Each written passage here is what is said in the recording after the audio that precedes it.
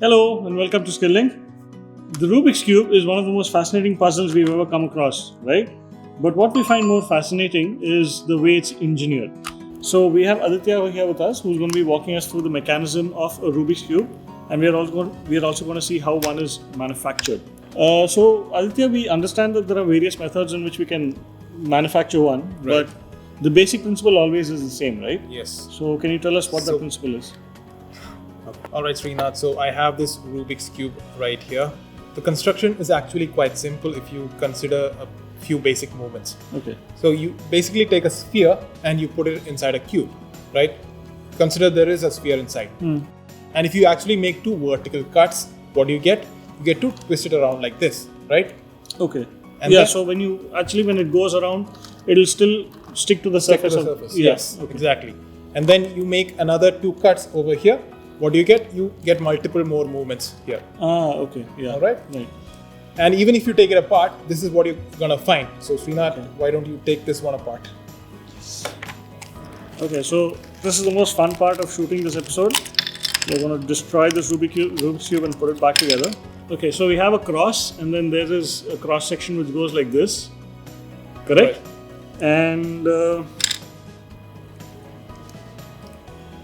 yeah, You have one face associated with each side. Yeah. each member of the shaft. So these never rotate, right? Yeah. These never rotate.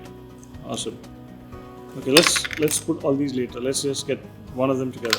So the thing when you're putting a Rubik's Cube back together, what you need to remember is that you need to have all the colors on the same side. Otherwise, you'll never be able to solve it again. And plus, if you have a blue on one side, you need to have the green on the other.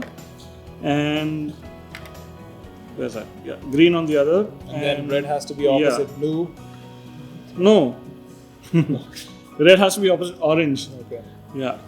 So okay, so let's put all the blue sides together.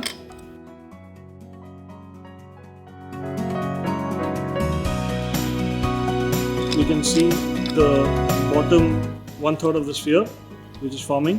This is actually the negative impression of a sphere here.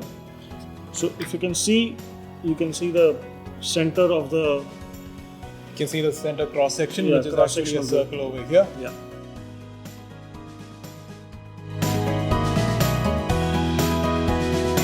The central section is being moved and it rotates along this axis of the sphere. If I hold that in place and I rotate this, then it's still adhering to the surface of the sphere. Now, here's the challenging part. If I hold this together here and if I rotate it, it is still following the surface of the sphere. Right? Now it's just a question of completing the Rubik's Cube.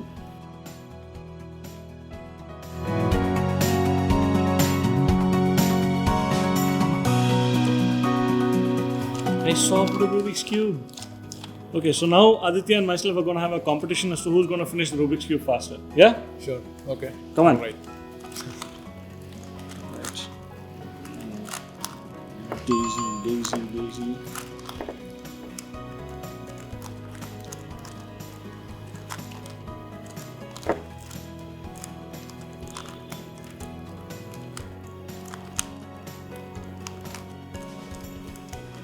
We are not going to finish the video now. Catch you next time.